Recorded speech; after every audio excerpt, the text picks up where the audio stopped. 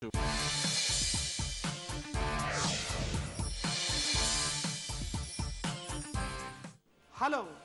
నమస్తే సలాం వాలేకుం మీ అందరికీ fortune basmati rice వారవ వంటలు powered by natural refined sunflower oil మరియు మన కుకీ పార్ట్నర్ యూనిబిక్ కుకీస్కి స్వాగతం సుస్వాగతం. తెలుగు వాడికి అప్పుడప్పుడు పులుసు పడకపోతే ఏంటి మరి వాళ్ళు ఎలా రోషం వస్తుంది. సో మరి ఈరోజు పులుసు, అది కూడా అట్టు పులుసు. ఈ అట్టు కూడా భలే వెరైటీగా ఉంది. మనం పెసరట్టు వేసుకుంటాం కదా, పెసరట్టు పిండి మిగిలిపోయినప్పుడు దాంతో అట్టు వేసుకొని దాన్ని చుట్టేసి దాంతో పెసరట్టు పులుసు కూడా చాలామంది వేసుకుంటారు. అయితే ఈరోజు నా దగ్గర కొంచెం పెసళ్ళు ఉంటే అది పేస్ట్ చేశాను, కానీ ఈ అట్టు ఎలా వస్తుందో మీరు చూడండి.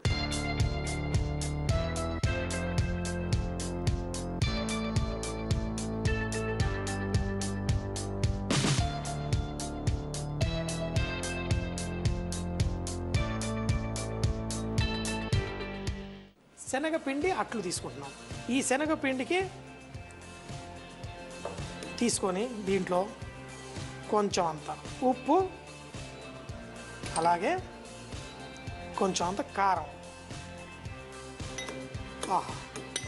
ఈ మధ్య నాకు ఒక ఫ్రెండ్ పరిచయం అయ్యాడు. వాడు అమలాపురం నుంచి. వాడు ఎప్పుడు ఏదైనా కానీ కారంగా కావాలంటాడు. సో మరి ఈరోజు ఆ అమలాపురం పూరి చెప్పుకొని మనం కొంచెం ఈ అట్టులో కొంచెం కారం ఎక్కువ వేసుకున్నాం. దీన్ని దోశ అట్టులాగే కొంచెం ఇలా కలిపేసుకుంటాం.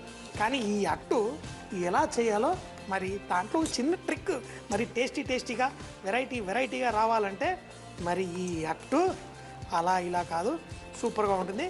ఏ లంప్స్ లేకుండా ఇట్లా కలిపేసుకుందాం. ఈ శనగపిండితోటి అట్టుతోటి అది కూడా మళ్ళీ పులుసా ఎలాగా చూడండి. మరి ఒక మంచి అట్టు వేసేసుకుందాం. ఈ దాంతో చక్కగా ఏ షేప్లో ఇలా పొడుగ్గా చేసుకుంటే బెటర్, ఎందుకంటే మనం దీన్ని చుట్టేస్తాం. ఇలా వేసిన తర్వాత కొన్ని పెసళ్ళు ఉన్నాయి, దాన్ని కూడా పేస్ట్ చేశాను.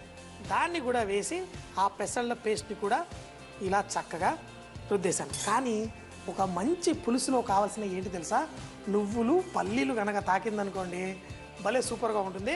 కొంచెం పల్లీలు, వేయించిన పల్లీల పొడి ఇలా జల్లేశాను. అలాగే నువ్వులు కూడా దీంట్లోనే ఇలా జల్లేశాను. లైట్గా కావాలంటే నూనె కూడా వేసుకోవచ్చు, నష్టం ఏముంది, ఏ నష్టం లేదు. ఇలా వేసేసి ఇప్పుడు ఈ అట్టుని స్లోగా ఒక సైడ్ నుంచి ఇలా తీస్తూ మనం దీన్ని చుట్టేసేయాలి.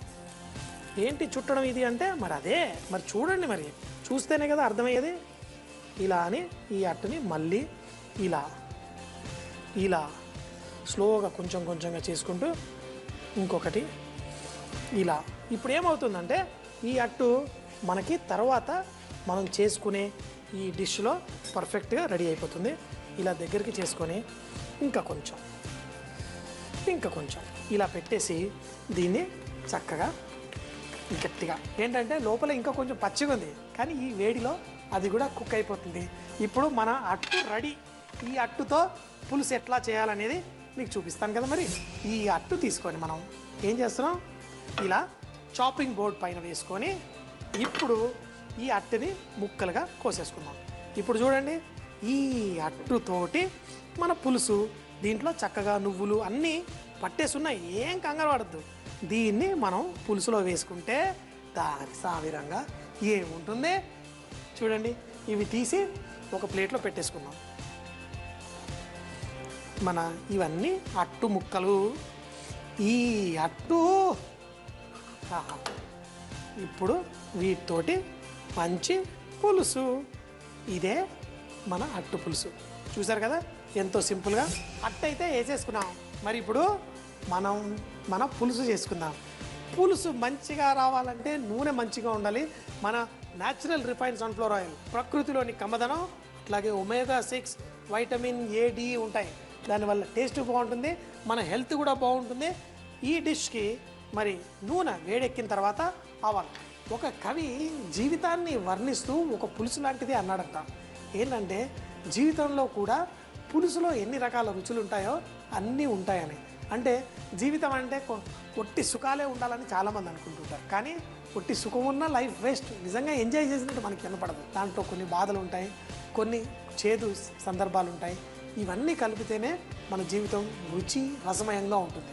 అయితే ఈ చేసుకునే ఈ రసము లేకపోతే ఈ పులుసులో మనం చేదు ఎన్ని ఉంటాయో ఆలోచిద్దాం. చేదు అంత వేసినా మరి ఆ డిష్ అంత తీయగా ఎందుకు వచ్చేస్తుంది? ఆవాలు చేదే, మరి మెంతులు చేదే, ఇంగువ చేదే. కానీ అయినా కొంచెం అంత బెల్లం వేసుకుంటాం, కొంచెం అంత కారం వేసుకుంటాం, ఎండుమిరపకాయలు వేసుకుంటాం, ఇలా టమాటాలు కొంతమంది అన్నీ వేసుకొని పులుపు కూడా చింతపండు పులుసు వేసి ఎంతో టేస్టీగా చేసుకున్నాం. ఇలా చెప్తూ పోతే జీవితం నాది ఇక్కడ అయిపోయేటుంది. మరి నూనెలో ఆవాలు, జీలకర్ర, ఎండుమిరపకాయలు, దీంతోపాటు కరివేపాకు కూడా చిటపట్లాడిన తర్వాత కొంచెం ఉల్లిపాయలు మీ ఇష్టం, కొంచెం వేసుకుంటే బాగానే ఉంటుంది. దీంతోపాటు చిటికెడంత అల్లం వెల్లుల్లి ముద్ద, దీంట్లో కొంచెం అంత పసుపు. చూడండి, ఇవన్నీ వేస్తేనే ఒక మంచి రుచి కలిగిన మన ఇది రసం. అయ్యో, నూనెలో మెంతులు వేయడం మర్చిపోయాను, ఇంగువ వేయడం మర్చిపోయాను అన్నీ చెప్పేసి, అయినా పర్లేదు, ఇవన్నీ ఇప్పుడు కూడా వేసుకోవచ్చు. వేసుకొని చక్కగా ఇవన్నీ వేయగానే ఒక మంచి సువాసన మన వంటల్లోకి వచ్చేసింది. మరి దీని తర్వాత మీకు కావాలంటే కొంచెం టమాటాలు, చిటికెడంత జీలకర్ర పొడి, కొంచెం ఎక్కువగా ధనియాల పొడి వేసేసుకున్నాం.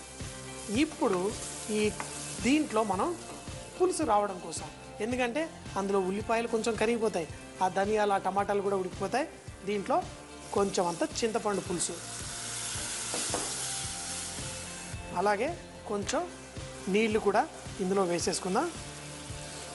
మనకి పులుసు మరి మేము ముగ్గురమే కదా, మాకు ఈ మాత్రం పులుసు సరిపోతుంది.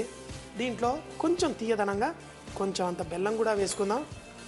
మరి ఉప్పు కొంచెం అన్నీ వేసాం.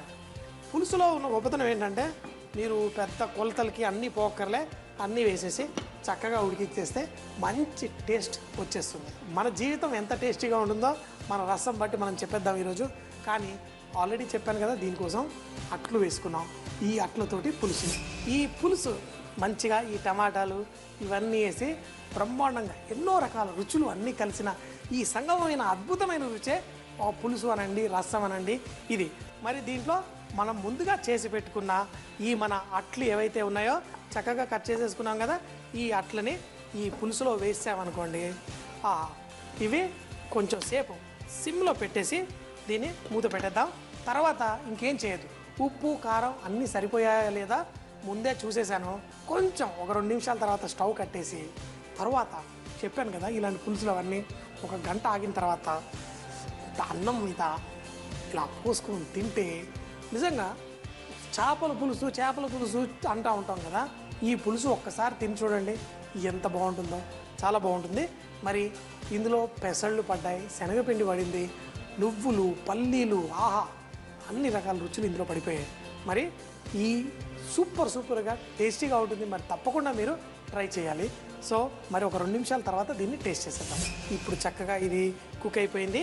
ఇందులో అట్లు కూడా మరి ఈ రసాన్ని పీల్చుకొని ఇందులో చూడండి ఎంత బాగున్నాయో, చక్కగా తేలుతూ మరి మూత పెట్టేసి స్టవ్ కట్టేద్దాం. దీన్ని అన్నం పైన వడ్డించుకొని తిందాం. ఈ పులుసు రెడీ. మరి ఇంత టేస్టీ ఈ ఆహా కొంచెం అన్నం పర్ఫెక్ట్. దీంట్లో ఈ అట్టు పులుసు తిని మనకు కావాల్సింది జీవితంలో ఏదో దానిపైన ఒక పట్టు పట్టామంటే ఈ అట్టు పులుసుకి భలే న్యాయం చేసినట్టు ఉంటుంది. మీ వాడికి మంచి మార్కులు రావాలనుకో, అరే అట్టు పులుసు చేసి పెట్టాను రా, ఓ పట్టుపట్టి చదువురా అని మీరు పిల్లలకి చెప్పచ్చు. ఎందుకంటే ఇందులో కారం, ఉప్పు, తీపి, చేదు అన్నీ కలిసిన ఈ అట్టు పులుసులో ఓ పట్టే మంచి రుచి ఇందులోకి వచ్చేసింది. భలే ఎంతో టేస్టీగా, సింపుల్గా, ఈజీగా మనది అయిపోయింది. కొంచెం వేడిగా ఉన్న ఈ అట్టు కూడా మంచిగా సాఫ్ట్గా పర్ఫెక్ట్గా ఉంది. సో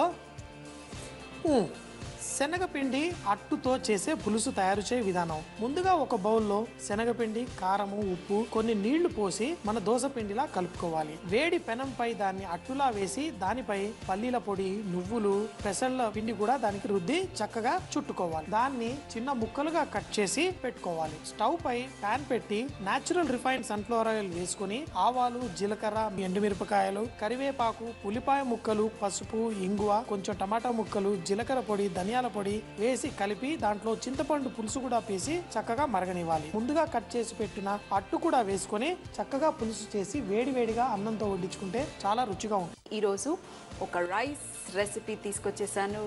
ఇది కూడా బిర్యానీ మనం ఈరోజు కుండలో చేయబోతున్నాము బిర్యానీని. మరి ఈ కుండ బిర్యానీ మనం దేంతో చేస్తున్నాము?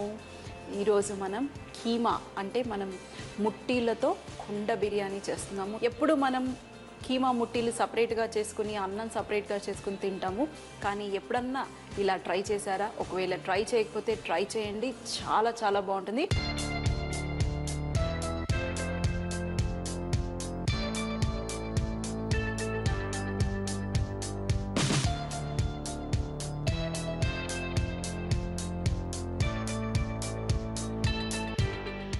ఇక్కడ బాసుమతి రైస్ నేను ఈరోజు మన ఫార్చ్యూన్ బాసుమతి రైస్నే వాడుతున్నాను. చాలా బాగున్నాయి మన ఫార్చ్యూన్ బాసుమతి రైస్.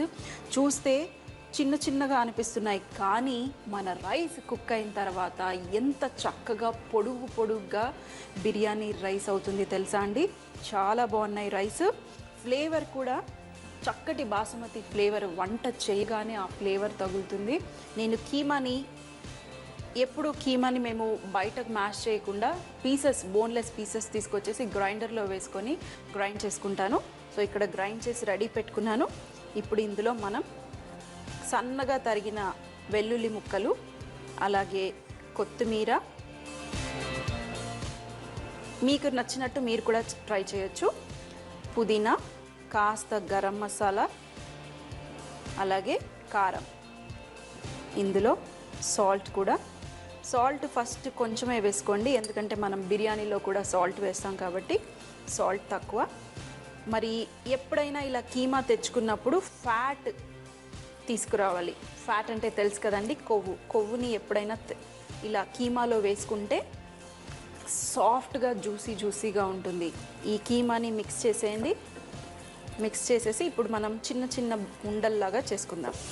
చూడండి, ఇలా కలిపిన తర్వాత చిన్న ముట్టీల్లాగా చేసేసుకోండి. మనం ఎప్పుడన్నా ముట్టీలు చేసేటప్పుడు చాలామంది డీప్ ఫ్రై చేయడం కోసము కొంచెం అంత శనగపిండి కలుపుతారు, కానీ నేను ఈరోజు ఏం కలపట్లేదు. సో రెడీ అయిపోయాయి కీమా బాల్స్. ఇప్పుడు మనం కుండలో వేసేసుకోవటమే. కుండలో మనం తగినంత ఆయిల్ వేసుకోండి. అలాగే ఇక్కడ వాటర్ కూడా బాయిల్ అవుతుంది మనం రైస్ ఉడకబెట్టుకోవడానికి. ఇందులో కూడా సాల్ట్, ఎక్కువ సాల్ట్ వేసుకోకండి, మళ్ళీ సాల్టీ అయిపోతుంది. కాస్త బాయిల్ అయిన తర్వాత అక్కడ రైస్ వేసేసుకుందాము. అలాగే ఇక్కడేమో నూనె వేడెక్కింది, ఇందులో మనం అన్ని బిర్యానీ మసాలాలు అన్నీ వేసేసుకోవటమే. బిర్యానీ మసాలా వేసేసి ఒక్క నిమిషం పాటు ఇందులో వేయించుకుందాము. మీరు ఈ ఆయిల్లో కావాలంటే డైరెక్ట్గా ఈ కీమా ముట్టీలను తీసేసి ఇందులో వేసేసుకొని స్లైట్గా వేయించుకొని పక్కన పెట్టుకోవచ్చు. లేదు అనంటే మీరు వేరేగా కావాలంటే కీమాని నూనెలో వేయించుకుంటా అంటే కూడా మీరు అలా కూడా వేయించుకోవచ్చు. నేనైతే ఈరోజు అలా వేయించట్లేదు, డైరెక్ట్గా పెరుగు, మనం బిర్యానీకి ఏం చేస్తామో పెరుగు మసాలా వేస్తాం కదా, అదంతా వేసుకుని అప్పుడు నేను ఈ కీమా బాల్స్ వేసుకొని ఆ పెరుగులో నేను కుక్ చేసుకుంటాను ఈ కీమాని. మరి ఇప్పుడు ఇంకొక బౌల్లో పెరుగు తీసుకోండి.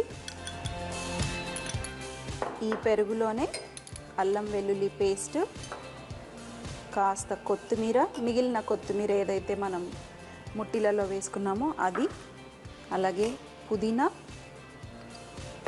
పచ్చిమిరపకాయలు, నిమ్మరసం అన్నీ ఇందులోనే వేసేసి, అలాగే వేయించుకున్న ఉల్లిపాయలు, ఇంట్లో ఎప్పుడు నేను వేయించుకున్న ఉల్లిపాయలు రెడీగా పెట్టుకుంటాను, అన్నీ వేసేసి ఒక్కసారి మిక్స్ చేసేయండి. ఈ మిక్స్చర్ని ఇప్పుడు మనం నూనెలో వేసుకోబోతున్నాము. మసాలా చక్కగా వేగిపోయింది. ఇప్పుడు మెల్లిగా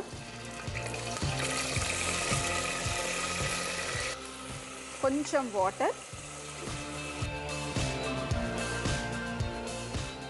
ఇప్పుడు ఒకసారి మిక్స్ చేసేయండి. అలాగే ఇక్కడ మనం రైస్ వేసేసుకుందాము.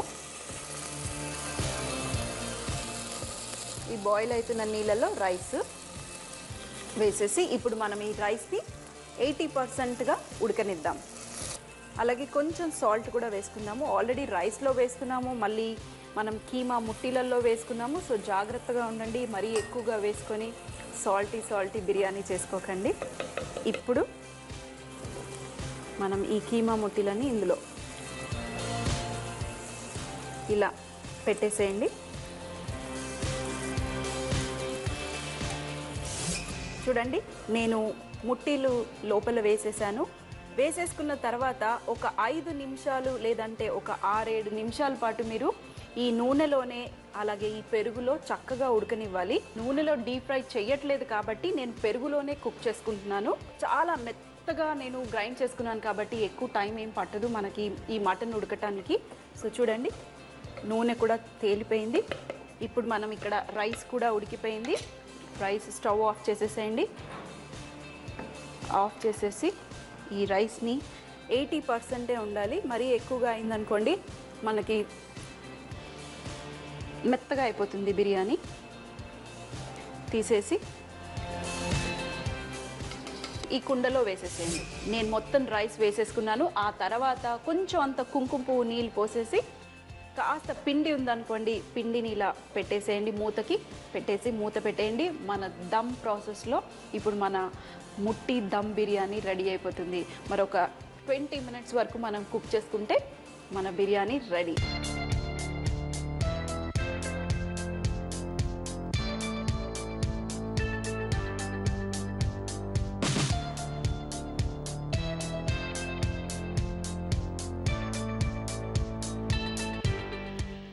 చూడండి, మన పాట్ దమ్ బిర్యానీ రెడీ అయిపోయింది.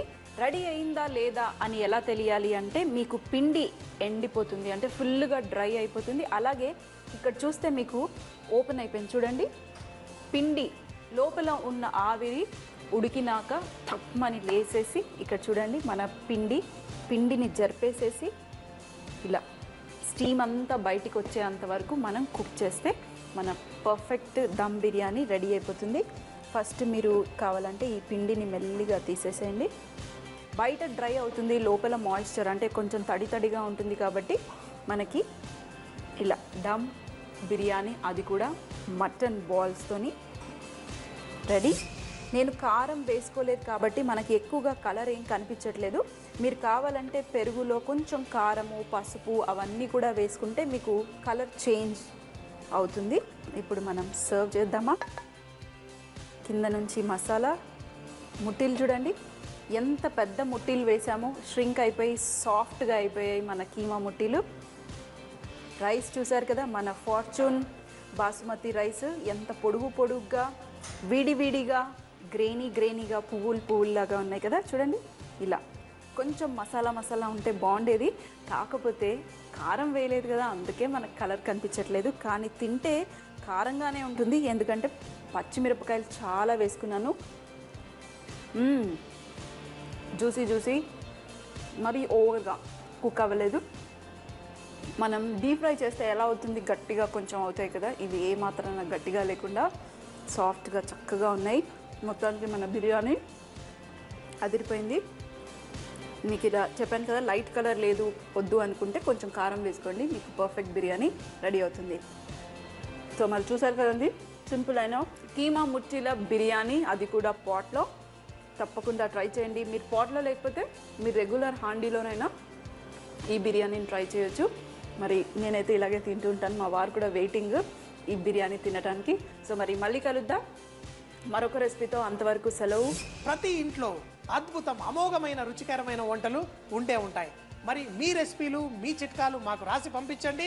న్యాచురల్ రిఫైన్ సన్ఫ్లవర్ ఆయిల్ తరఫున వెండి బిస్కెట్ గెలుచుకోండి. మీ రెసిపీలు పంపించవలసిన చిరునామా MIG 1540 BHL హైదరాబాద్ 502032.